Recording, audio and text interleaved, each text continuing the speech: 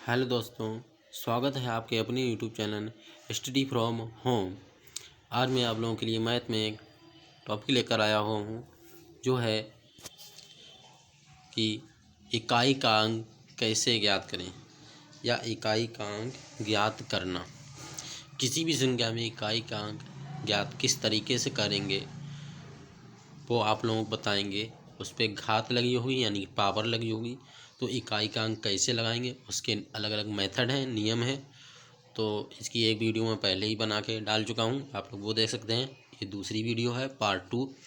इसमें मैंने क्या लिया हुआ है, इसमें जो है ट्रिक वो उन संख्याओं पर है। जैसे इसमें देखिए बता रहा हूँ, यदि संख्या का इकाई का अंक 4 या 9 हो तो घात को 2 से भाग करने पर शेष फल 0 या 1 आता है। यानी कोई भी ऐसी संख्या है जिसमें इकाई का अंक क्या होना चाहिए, 4 या 9, या तो इकाई का अंक 4 होगा या 9 होना चाहिए।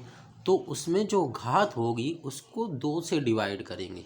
जब उसकी घात को 2 से डिवाइड करेंगे तो शेषफल 0 या 1 आता है। अब देखिए ये टेबल मैंने सारणी बना रखी है, इसको देखिए आप ध्यान से। संख्या का इकाई का अंक 4 या 9 इनमें से कोई सा भी हो सकता है, उस पर कोई सी भी बड़ी बड़ी घात लगी हो सकती हैं। तो घात को 2 से भाग करने पर 2 से डिवाइड करेंगे, 2 से डिवाइड करेंगे। अगर किसी भी संख्या में इकाई का अंक 4 है और उसकी घात को 2 से डिवाइड कर रहे हैं और शेषफल अगर 0 आता है, शेषफल 0 आता है तो इकाई का अंक 6 होगा। अगर शेषफल 1 आता है तो इकाई का अंक 4 होगा। ठीक है ना। और अगर किसी संख्या में इकाई का अंक 9 है और उस पर जो घात है उसको अगर 2 से डिवाइड करते हैं और शेष 1 आता है, शेष 0 आता है तो इकाई का अंक 1 प्राप्त होगा। और अगर शेष 1 आता है तो इकाई का अंक 9 प्राप्त होगा। अभी आपको समझ में नहीं आया होगा, अब देखिए मैं आपको करके दिखाते हैं क्वेश्चन किस तरह से।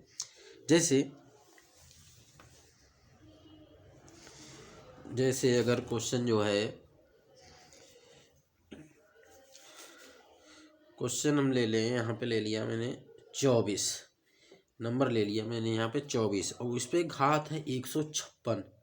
अब समझ रहे हैं आप कि 24 को 156 बार गुणा करना है। 24 गुणे 24 गुणे 24 गुणे, आप कितनी बार गुणा करेंगे खुद सोचिए, कब आंसर निकाल पाएंगे, कितना टाइम है आपके पास। क्वेश्चन एग्जामिनेशन हॉल में बैठे हुए हैं, इतना टाइम नहीं है आपके पास कि आप यही कैलकुलेशन करते रहेंगे, बाद बाकी क्वेश्चन कैसे लगाएंगे। तो ट्रिक क्या है, जो इस पर घात दी गई है, पावर दी गई है, उसको 2 से डिवाइड करेंगे। किससे डिवाइड करेंगे, 2 से डिवाइड करेंगे। जब 2 से डिवाइड कर देंगे तो शेष हमारे पास क्या आएगा। अब देखिए इसको 2 से डिवाइड करेंगे, 2 7 जा 14, 1 बचेगा, 16 का उतारा लिया, 16 2 8 या 16 पूरा पूरा। तो यहाँ शेष जो आ रहा है, शेष फल जो आ रहा है वो है 0। क्या है, 0। शेषफल क्या है, 0 है। अगर शेषफल 0 है, मैंने बताया इकाई का अंक किसी संख्या में 4 है तो उसकी घात को 2 से डिवाइड करेंगे और शेषफल 0 आता है। तो अपनी टेबल पे अब आ जाइए, इकाई का अंक 4 है, शेषफल 0 आता है, शेषफल 0 आता है तो इकाई का अंक हमें क्या प्राप्त होगा, 6। तो इसमें इकाई का अंक क्या होगा, 6 होगा। इकाई का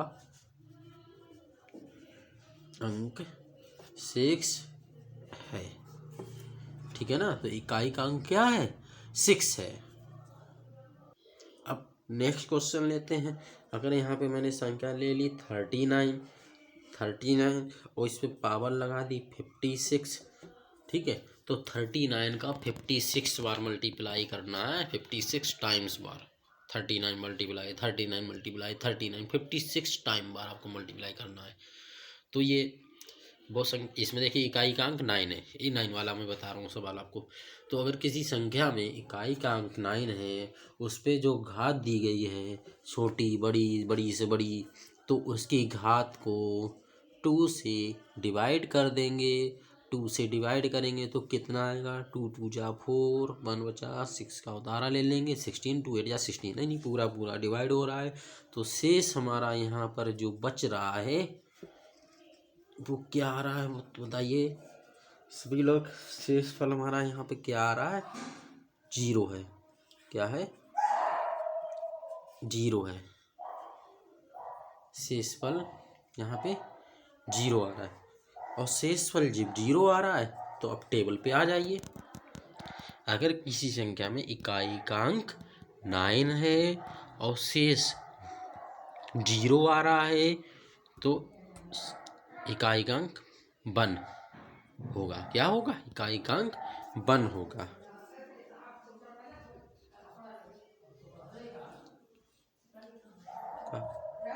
क्या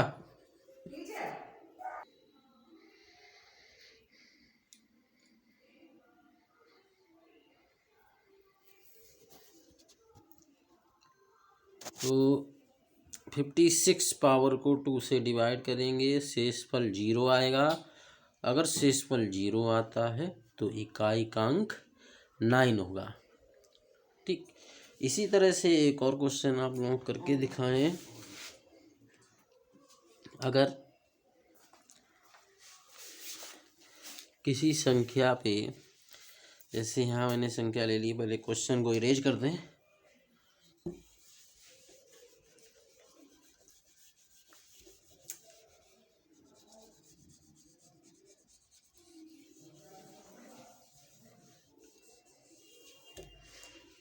क्वेश्चन यहाँ मैंने लिया है 129 129 और इस पर पावर लगा दी है मैंने 175। अब इसका इकाई का अंक कितना होगा, इस पर पावर बड़ी है तो इस पर क्या करेंगे, 175 जो पावर है उसको 2 से डिवाइड करेंगे। 2 से डिवाइड करेंगे तो शेष फल हमें प्राप्त होगा 1। आप लोग डिवाइड करके देख सकते हैं। ठीक है, तो शेष फल हमें कितना प्राप्त होगा, 1 प्राप्त होगा। हमें शेष 1 प्राप्त होगा। अगर किसी संख्या में 9 है, उस पे जो पावर है उसको 2 से डिवाइड करते हैं और अगर शेष 1 प्राप्त होता है तो टेबल में आ जाइए। इकाई का अंक 9 है और शेष 1 प्राप्त होता है तो उसके सीध में इकाई का अंक क्या होगा, 9।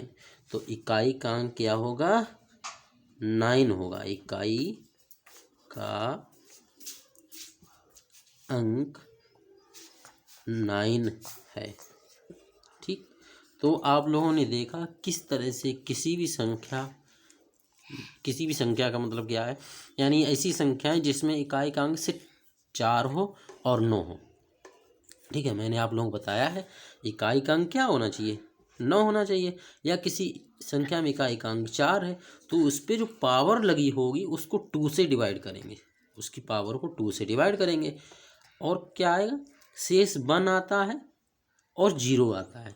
तो आप टेबल देख सकते हैं, अगर 0 आता है तो उस नंबर की सीध में वही इकाई अंक होगा। ठीक है, अगर 9 वाला इकाई का अंक है उसमें अगर शेष 0 आता है तो 1 इकाई का अंक होगा, और अगर शेष 1 आता है तो 9 इकाई का अंक होगा। तो इस तरह से आप इकाई के अंक पता कर सकते हैं जो संख्याएं का जो वंश डिजिट है 4 और 9 हो तो। ठीक है, तो मिलते हैं हम नेक्स्ट वीडियो में, तब तक के लिए बाय बाय, जय हिंद, जय भारत।